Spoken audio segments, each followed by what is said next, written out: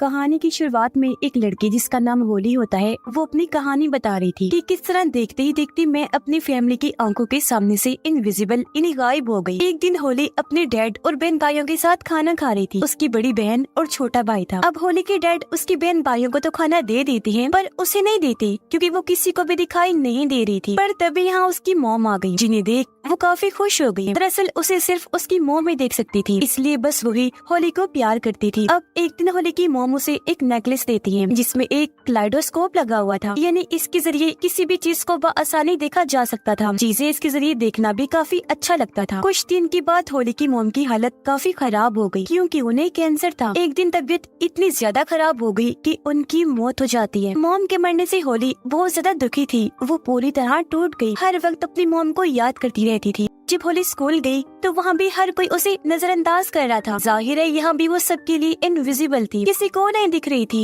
होली ने देखा कि मेरी फैमिली मेरे कमरे को किसी स्टोर रूम की तरह इस्तेमाल कर रही है। वहाँ उन्होंने फजूल सामान रखा हुआ था जो देखकर होली काफी टूट गई। उसे समझ नहीं आ रही थी कि इन हालात में क्या करूँ। होली का भाई दरअसल बेसमेंट में रहने लगा। उसे वीडियो आर्ट का काफी शौक था जिसमें वो माहिर भी था। इसका ही पूरा सेटअप उसने वहाँ कर रखा था। होली की बहन ने भी शादी कर ली थी जो अपने हस्बैंड के साथ हंसी खुशी रह रही थी। गरीब बात उसके डैड की, वो अभी भी एक इंश्योरेंस कंपनी में जॉब किया करती थी। अब ये सारी फैमिली आज भी साथ ही रह रही थी जिन्हें देखकर हालांकि होली खुश तो होती है लेकिन इस बात से भी वो उदास थी कि इन लोगों में मैं नहीं हूँ। अब ऐसे ही घूमते भागते हुए एक दिन उसे एक बिल्डिंग में घर मिल जाता है जहाँ वो रहना शुरू कर देती है। अब वो अपने इनविजिबल होने का फायदा उठाकर जासूस का काम करने लगी। जैसे कि सेलिब्रिटी और एक्ट्रेस वगैरह अगर किसी के साथ ताल्लुक में होते तो ये उनकी तस्वीर बनाकर एक न्यूज रिपोर्टर को सेंड कर दिया करती थी, जिसके बाद वो होली को पैसे भिजवा दिया करता था। इनविजिबल होने की वजह से होली जहाँ चाहे जा सकती थी। शर्म, किसी को देखकर हिचकिचाना, कपड़े उसके लिए कोई मायने नहीं रखते थे। जाहिर है कोई उसे इस हालत में देख नहीं सकता था, तो इसलिए वो इस बात की परवाह नहीं करती थी। अब हमेशा की तरह एक दिन जब वो एक सेलिब्रिटी का पीछा कर रही थी उसके खिलाफ सबूत इकट्ठा करने के लिए, तो तभी एक बाउंसर जिसका नाम शेन होता है वो होली से टकरा जाता है, इसलिए उसने होली को पकड़ लिया। ये देखकर वो काफी हैरान रह गई क्योंकि उसकी मॉम के बाद ये दूसरा इंसान था जो होली को देख सकता था। इसीलिए शेन को लेकर होली के दिमाग में कई सारे सवाल थे, लेकिन वो किसी भी सवाल का जवाब दिए बगैर नजरअंदाज करके वहाँ से चला जाता है। वो घर आकर जब लेटी तो उसे याद आया कि मैंने बाउंसर शेन को कहीं देखा है, इसलिए वो फौरन अपने पास रखे एल्बम्स को चेक करने लगती है। उसे पता चला कि शेन धोखा देने वाले सेलिब्रिटीज में से एक है जिसकी तस्वीर बनाकर उसने रिपोर्टर को सेंड की थी। इसलिए अब होली शेन के बारे में इंटरनेट पर सर्च करने लगती है, जहाँ उसे पता चला कि शेन काफी वक्त पहले पूरी दुनिया की फाइट का चैंपियन हुआ करता था जिसका ताल्लुक एक मॉडल से था। दोनों एक दूसरे को पसंद करते थे, लेकिन होली की जासूसी की वजह से शेन का ये चक्कर सबके सामने आ गया। जो तस्वीर होली ने बनाई थी उसमें शेन मॉडल के काफी करीब था। इस वजह से शेन के सभी फैंस उसके खिलाफ हो गए। इस टेंशन की वजह से शेन ने जब अगली वर्ल्ड चैंपियन की लड़ाई की तो वो हार गया, जिस वजह से उसका कैरियर तबाह हो गया। अब जब होली को पता चला कि मेरी वजह से शेन की जिंदगी बर्बाद हुई तो वो काफी दुखी हो जाती है। वो एल्बम लेकर फौरन शेन के पास गई, इस सब के बारे में बताती है, माफी मांगने लगी कि तुम्हारे कैरियर डूबने की जिम्मेदार मैं हूँ। तब शेन उस पर गुस्सा करता है और यहाँ से चले जाने को कहता है। होली कहती है, मैं तुमसे वादा करती हूँ कि तुम्हारी खोई हुई इज्जत और शोहरत वापस ला कर रहूंगी। शेन को उसकी बातों पर यकीन नहीं होता, इसलिए वो यहाँ से जाने लगा। होली उसे मनाने लगती है कि प्लीज मुझे एक मौका दो ताकि मैं अपनी काबिलियत को साबित कर सकूं। पर वो उसे नजरअंदाज करके अपने मैनेजर के पास आ गया और आने वाली फाइट के बारे में बात करने लगता है। होली भी उसके पीछे पीछे अंदर आ गई थी, जो अब मैनेजर के साथ में बैठकर उसकी मैसेजेस पढ़ने लगती है। ये देखकर शेन को काफी हैरत हुई। उसे समझ नहीं आती कि आखिर वो मेरे मैनेजर को नजर क्यों नहीं आ रही और मेरे साथ ये सब क्या हो रहा है, वो मुझे ही नजर क्यों आ रही है। अब मैनेजर मोबाइल पर देखकर उसे फाइट के बाद मिलने वाले पैसों के बारे में बताता है, जो देखकर फौरन होली बोल पड़ी। वो शेन को बताती है कि मैनेजर झूठ बोल रहा है, ये फाइट के बाद मिलने वाले पैसे तुम्हें कम बता रहा है, जो कहकर वो शेन को असली रकम बताती है। मैनेजर की हरकत के बारे में शेन उसे बता भी देता है। इस पर मैनेजर को हैरत भी हुई और शर्मिंदगी भी, तो उसे मजबूरन ये डील करनी पड़ती है। ये दोनों बाहर आ गई। यहाँ शेन सच में होली की महारत देखकर काफी हैरान रह जाता है। पूछने पर होली उसे बताती है कि मैं सिर्फ तुम्हें ही नजर आ रही हूँ। ये सुनकर शेन काफी हैरान रह गया और वो होली की बातों पर यकीन नहीं करता। तब होली अपनी बातों को ठीक साबित करने के लिए सामने से आने वाली एक गाड़ी के आगे आकर खड़ी हो जाती है। इससे पहले गाड़ी उसे टकराती, शेन सामने आकर होली को पकड़ के साइड में कर लेता है। अपनी तरफ से उसने होली को बचा लिया था, पर ड्राइवर ने गाड़ी रोक दी, जो शेन को ही सुनाने लगता है क्योंकि होली उसे कहीं भी दिखाई नहीं नहीं दे रही थी। इस बात से शेन को अब कहीं ना कहीं लगने लगता है कि होली सच में सबको दिखाई नहीं दे रही। होली उसे कहती है, लगता है हम किसी वजह से एक दूसरे से जुड़े हुए हैं, तो हमें एक दूसरे की मदद करनी चाहिए। इस पर शेन उससे बात करने के लिए कहता है कि कल तो मेरे घर पर आ जाना, डिटेल से बात हम वहीं करेंगे। उसके वहाँ आने पर शेन का डॉग भी नहीं भौंकता, जो देखकर अब शेन को पूरी तरह यकीन हो गया था कि हाँ सच में वो इनविजिबल है। वो फिर होली को अपनी कहानी बताने लगता है कि जब मैं छोटा था तो मेरे सुतीले डैड ने घर से मुझे निकाल दिया था। घर से निकलने पर लोगों ने मुझे तंग करना शुरू कर दिया, जिस वजह से मैं हर वक्त परेशान रहने लगा। तब इस सब से बचने के लिए मैंने फाइट करना शुरू कर दी और बस तब से लेकर आज तक मैं फाइटर ही हूँ। वो फिर बताता है कि आज मेरी एक जगह पर फाइट है, जो देखने होली भी जाती है। लेकिन जब वो $300 के लिए शेन को लड़ता हुआ देखती है तो फाइट के बाद उसे कहने लगी कि तुम्हें इससे बड़े लेवल पर फाइट करनी चाहिए, क्योंकि तुम इतने काबिल हो कि तुम्हें उस मुकाबले की जरूरत है। जिस पर शेन कहता है, मगर मुझसे लड़ने के लिए कोई भी फाइटर तैयार नहीं है, क्योंकि मेरी फाइट में कोई भी टिकट नहीं खरीदेगा। ये सुनकर होली जब घर आई तो इंटरनेट पर मशहूर फाइटर्स की लिस्ट को चेक करने लगती है। उसे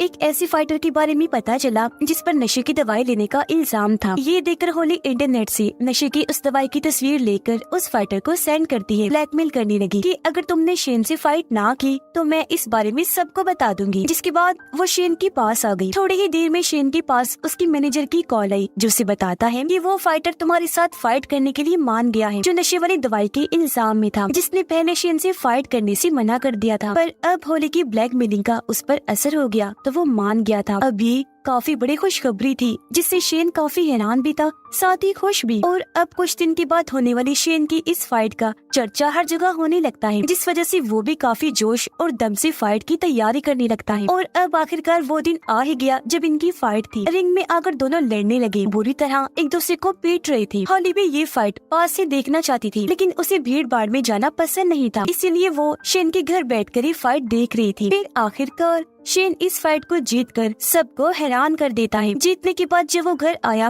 तो होली से मिलकर काफी खुश हो जाता है। ये दोनों अब जब खाना खा रही थी तो शेन होली से उसकी वजूद के बारे में पूछता है कि आखिर इनविजिबल होने की वजह क्या है, तुम क्यों किसी को नहीं दिखती। जिस पर होली उसे बुरा भला कहने लगी, क्योंकि उसे लग रहा था कि शेन मेरी बेइज्जती कर रहा है। पर शेन उसे गले से लगाता है, कहने लगा कि देखो मैंने ये साबित कर दिया है कि मैं तुम्हारा मजाक नहीं उड़ा रहा। ये दोनों गले से लगे ही हुए थे कि तभी एक कैमरामैन आकर इनकी तस्वीर बना लेता है, क्योंकि शेन के साथ वहाँ होली का बस शैडो साया ही नजर आ रहा था। ये देख शेन जल्दी से भागा ताकि उसे पकड़ सके, लेकिन कैमरामैन वहाँ से भाग चुका था। पर इससे शेन को परेशानी नहीं हुई, क्योंकि उसे तो ये लग रहा था कि होली तस्वीर में नहीं आई होगी। लेकिन अगले दिन होली जब खुद को एल्बम में देखती है तो काफी खुश हो गई, क्योंकि वहाँ उसका शैडो था जिसके गले शेन लगा हुआ था। ये देखकर होली काफी खुश हो गई कि चलो कम से कम मेरा शैडो तो कहीं पर आया। जबकि शेन अपनी अगली फाइट के लिए एक कॉन्फ्रेंस में आया हुआ था। यहाँ सारे लोग उससे ये सवाल कर रहे थे कि वो शैडो वाली लड़की कौन है जो तुम्हारे साथ तस्वीर में थी। उनकी बातों को नजरअंदाज करके शेन उठा वहाँ से चला जाता है। अब होली एक और बाउंसर का पीछा करते हुए उसकी गाड़ी में आ गई। वो उसके सामने ही थी पर दिख नहीं रही थी। वो बाउंसर को तस्वीर सेंड करके ब्लैकमेल करती है कि तुम शेन से फाइट करो, वरना तुमने जिस लड़की के साथ कल रात गुजारी है उसके बारे में मैं सबको बता दूंगी, और हाँ तुम्हें ये फाइट हारनी होगी। ये देखकर बाउंसर को गुस्सा नहीं आया, बल्कि वो हंसने लगा। इस शर्त के लिए मान जाता है।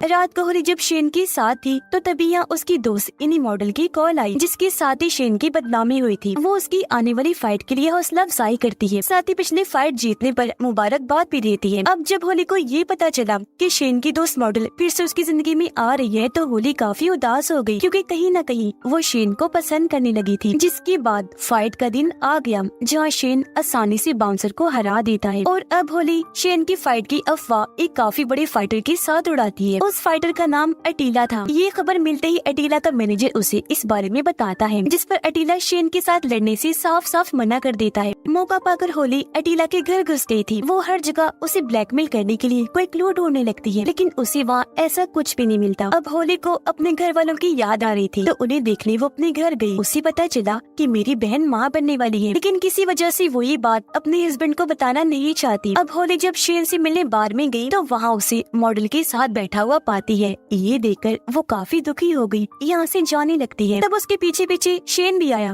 कहता है देखो होली तुम मेरी जरूरत हो, लेकिन वो मेरा माजी है, मेरा प्यार है, जिसके साथ रहना मेरी मजबूरी है, क्योंकि आज भी मैं उसे पसंद करता हूँ। जो सुनकर होली एकदम टूट गई, क्योंकि वो ये बात कभी बर्दाश्त नहीं कर सकती थी। इसलिए शेन को अकेला छोड़कर वापस अपने घर आ जाती है, जहाँ खबरों में भी शेन और उस मॉडल के बारे में ही बताया जा रहा था, जो देखकर वो और दुखी हो गई। शेन से अलग होने के बाद अब होली आहिस्ता आहिस्ता नशे पर लग गई थी। जहाँ एक दिन उसे मिलने शेन आता है, वो उसे गले से लगा लेती है, पर शेन उसे ऐसा करने से मना करता है। कहने लगा, होली तुम्हें अपनी इस हालत के बारे में समझना चाहिए कि तुम ऐसी इनविजिबल क्यों हो, और फिर उस वजह को ठीक करना। जो कहकर वो यहाँ से चला गया। उसके जाते ही होली गुस्से से पागल हो गई, कंट्रोल से बाहर हो जाती है, पूरे घर का सामान तोड़कर इधर उधर बखेरने लगती है, जिसमें उसकी मॉम का दिया हुआ क्लाइडोस्कोप वाला नेकलेस भी टूटकर गिर जाता है। अगली सुबह जब होली सोकर उठी तो वो काफी हैरान रह जाती है, क्योंकि अब तो वो खुद को शीशे में भी नहीं देख पा रही थी। ये बताने के लिए वो जब शेन के पास गई तो अब वो उसे भी दिखाई नहीं दे रही थी, जिस वजह से वो काफी चौंक गई। पूरे शहर में घूमने लगती है, क्योंकि उसे कुछ समझ नहीं आ रही थी कि मैंने करना क्या है। उधर मॉडल शेन की ट्रेनिंग देखकर काफी खुश हो जाती है। कहने लगी कि मुझे लगता है तुम इस बार अटीला से भी जीत जाओगी, क्योंकि हारने वाले लोगों से मैं ताल्लुक नहीं रखती। ये सुनकर शेन को अजीब लगा। वो कहता है कि अगर मैं हार गया तो क्या तुम मुझे छोड़ दोगी? वो बातों को टालने लगती है। अरे नहीं नहीं, मैं तो बस मजाक कर रही थी। पर क्योंकि शेन को उस पर शक हो रहा था, इसलिए वो यहाँ से चला जाता है। उधर होली ये फैसला करती है कि इससे पहले मैं हमेशा के लिए इनविजिबल हो जाऊँ, मेरा वजूद खत्म हो जाए, मैं आखिरी बार अपनी फैमिली से मिल आती हूँ। वो जब अपने घर गई तो पता चला कि उसकी बहन ने अभी तक अपने हस्बैंड को इस बारे में नहीं बताया कि मैं माँ बनने वाली हूँ। ये देखकर होली समझदारी से उसकी किट को अपनी बहन के हस्बैंड के सामने ले आती है, जिससे वो भी जान गया कि वो माँ बनने वाली है। उसे बहुत खुशी हुई, वो उसे गले से लगा लेता है। अब जब होली अपने भाई के पास गई तो उसने देखा कि कैमरा में मेरा भाई एक लड़की को देख रहा है, क्योंकि वो उसे पसंद करता था, पर अभी तक इस बारे में उसे नहीं बताया। ये देखकर होली जानबूझकर उस लड़की को नीचे गिरा देती है ताकि मेरा भाई उसे बात कर सके। ऐसा होता भी है, दोनों बातें करने लगे। इस तरह उनकी दोस्ती हो जाती है। अब वो अपने डैड के पास गई, जो दुखी नजर आ रही थी। उनकी आंखों में आंसू थे। होली देखती है कि लैपटॉप में डैड मॉम की तस्वीर देखकर उदास है, यानी वो उन्हें आज भी याद करते हैं। उसने फिर जब देखा कि डैड मॉम की कब्र पर जा रहे हैं तो वो भी उनके साथ साथ चली जाती है। वो फिर अपने डैड से माफी मांगकर शेन की फाइट देखने के लिए निकल जाती है, जबकि शेन फाइट में अटीला से काफी मार खाता है। ये देखकर होली को बुरा लगा, इसीलिए वो शेन की हौसला अफजाई करने के लिए रिंग में ही चली जाती है। वो शेन के हाथ पर अपना हाथ रखकर कहती है कि तुम घबराओ नहीं, मैं तुम्हारे लिए यहाँ पर मौजूद हूँ। अब पहले पहले तो होली शेन को नजर नहीं आती, लेकिन कुछ ही देर में वो शेन के साथ साथ सबको दिखने लगती है। पर इस बात से वो खुद अनजान थी, जल्दी से रिंग से बाहर आ जाती है ताकि वहाँ से शेन को सपोर्ट कर सके। तभी गार्ड उसके पास आ गया, और क्योंकि वो बिना टिकट के अंदर आई थी, इसलिए वो उसका बाजू पकड़ लेता है ताकि उसे बाहर निकाल सके। ये देखकर होली काफी चौंक गई कि ये मुझे देख पा रहा है, इसलिए मुझे हाथ भी लगाया। और अब शेन कुछ ही पॉइंट्स के कम होने की वजह से अटीला से फाइट हार जाता है। मैच खत्म होने के बाद मॉडल उसके पास आकर शेन को हमदर्दी दिखाती है, पर वो उसे कोई बात किए बगैर वहाँ से चला गया, क्योंकि अब वो होली को पसंद करने लगा था। इसलिए वो भागकर होली के पास गया, जहाँ गार्ड उसे निकाल रहे थे। शेन उनसे कहता है कि रुक जाओ, ये मेरे साथ है, और अब वो होली को गले से लगा लेता है। दोनों फिर से गले से लग गए। इसके कुछ दिनों के बाद होली अपने डैड के सामने गई, जहाँ वो अचानक उसे देखकर हैरान तो थे, साथ ही बहुत खुश भी हो जाते हैं और अपनी बेटी को गले से लगा लेते हैं। और इसी के साथ इस फिल्म की कहानी भी यहीं पर खत्म हो जाती है।